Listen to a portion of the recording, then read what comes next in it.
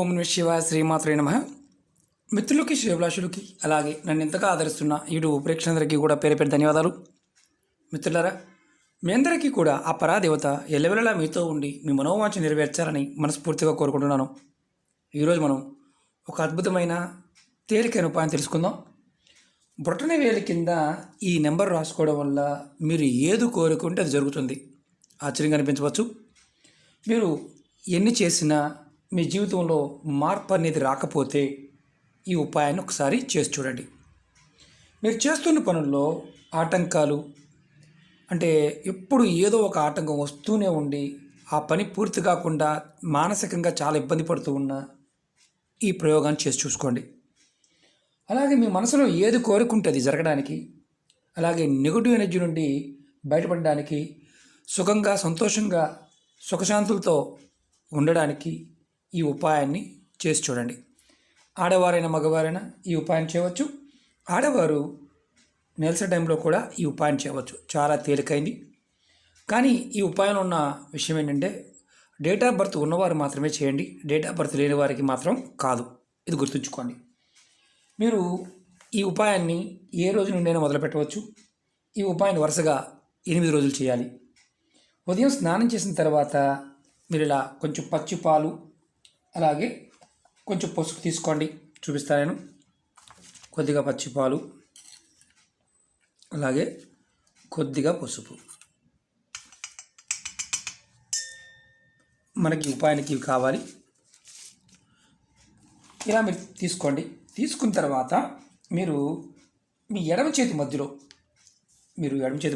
చూడండి. ఎడమ చేతి మధ్యలో ఇది ఎడమ చేయి అనుకోండి. ఇలా మధ్యలో రాసుకోండి.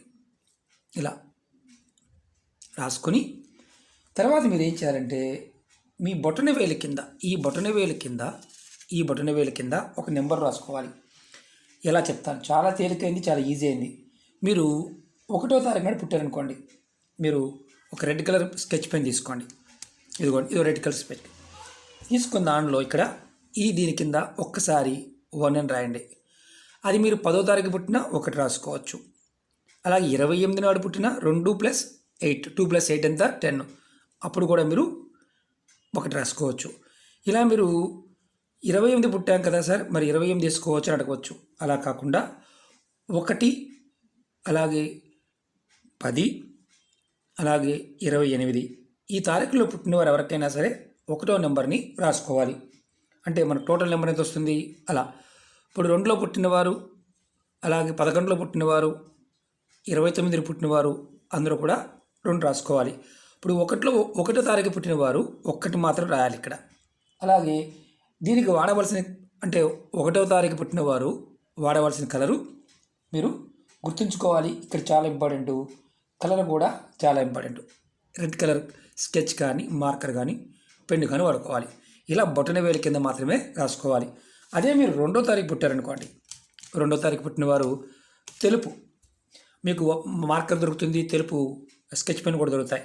ఇక్కడ 2ని రాసుకోవాలి. 2ని 2 సార్లు రాసుకోవాలి. ఇలా 2ని 2 సార్లు రాసుకోవాలి. 1వ తారీఖు పుట్టిన వారు 1ని ఒకసారి రాసుకోవాలి. అలాగే 10ని పుట్టినా ఒకసారి రాయాలి.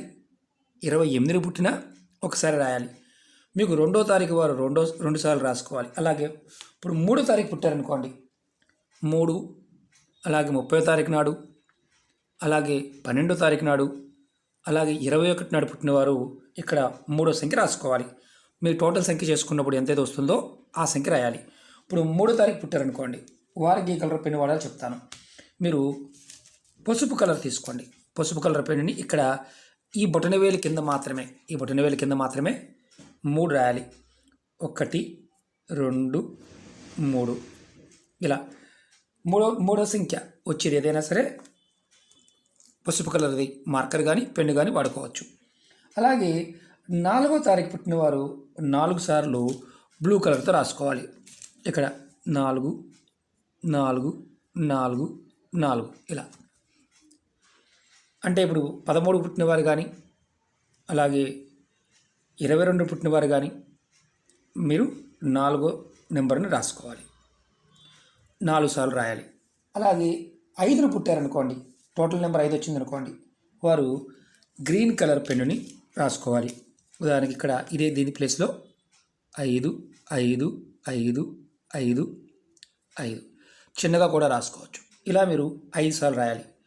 14 23 ఇలా ఏ డేట్లో పుట్టినవారైనా సరే టోటల్ చేసుకొని ఆ సంఖ్యకి గ్రీన్ కలర్ వాడాలి. 6వ నెంబర్లో పుట్టినవారు రెడ్ కలర్నే వాడాలి. 6 సార్లు 6వ నెంబర్ ఇక్కడ రాసుకోవాలి రెడ్ కలర్తో. ఇలా 6 6 6 6 చేతిలో మాత్రం ఖచ్చితంగా పాలు పసుపుతో రాసుకొని ఎడమ చేతి బటన్ వేలు కింద మాత్రమే రాయాలి. అలాగే 7వ నెంబర్లో పుట్టినవారు అంటే 16 7 16 25 ఇలా పుట్టినవారు కూడా మీరు సేమ్ ఇలాగే రాసుకోవాలి. వారు గ్రీన్ కలర్ను వాడాలి. 7 వాళ్ళు గ్రీన్ కలర్ వాడాలి. 8వ తారీఖు పుట్టినవారు బ్లూ కలర్ పెన్ను వాడాలి. అంటే 8 17 ఎవరైతే టోటల్ చేస్తే మన డేట్ ఆఫ్ బర్త్ టోటల్ చేస్తే వస్తుందో వారు బ్లూ కలర్ వాడాలి. అలాగే 9వ నెంబర్లో పుట్టినవారు అంటే 9వ తారీఖు 18 27 ఇలా పుట్టినవారు రెడ్ కలర్ పెన్ని వాడాలి. 9 పుట్టినవారు ఎవరైనా సరే అంటే 9 టోటల్ సంఖ్య 9 వచ్చేవారు. అలాగే మరి 10వ తారీఖు పుట్టామనేవారు కూడా మనం చెప్పేంత ముందు 1వ నెంబర్కి ఏదైతే వస్తుందో అది మాత్రమే వాడాలి. ఈ నెంబర్ని వరుసగా మీరు మీ చేతి మీద స్నానం చేసి ప్రతిరోజు కూడా నెలసరి ఉన్నప్పుడు ఇబ్బంది లేదు. చక్కగా ఇక్కడ శుక్రస్థానం అంటారు దీన్ని. ఇది ఎడం చేతికి ఆడవారైన మగవారైనా ఈ స్థానం మీద రాసుకోవాలి. శుక్రుడు జాతకరీత్యా యోగించినప్పుడు ఆ జాతకుడికి అదృష్టం కలిసి వస్తుంది. ఈ నెంబర్లో కూడా మీ ఏదైతే బర్త్ నెంబర్ ఉంటుందో మీరు పుట్టిన నెంబర్ ఏదైతే ఉందో ఆ నెంబరు ఇలా రాసుకోవడం వల్ల మీకు అద్భుతమైన ఫలితం తప్పకుండా వస్తుంది. ఇది 8 రోజులు చేయండి. కంటిన్యూగా 8 రోజులు, మధ్యలో మిస్ కాకూడదు. ఇక్కడ చిన్నగా రాసుకోండి, ఇబ్బంది లేదు. మరి మాకు డేట్ ఆఫ్ బర్త్ లేదు గురువు గారు, మా పరిస్థితి అది మీకు నెక్స్ట్ టైం చెప్తాం. డేట్ ఆఫ్ బర్త్ లేని వారికి వారు కూడా రాసుకునే నెంబర్ని నెక్స్ట్ వీడియోలో చెప్తాను. అలాగే మీరు ఎవరైనా ఆడవారైనా మగవారైనా ఎడమ చేతి ఈ వేలు కింద అంటే మనకి ఏదైతే పెద్ద వేలు ఉందో దాని కింద రాసుకోవాలి.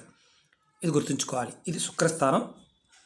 మనకి ఎప్పుడు కూడా ఏమనుకుంటామంటే బొటనవేలు మన బలానికి చిహ్నం.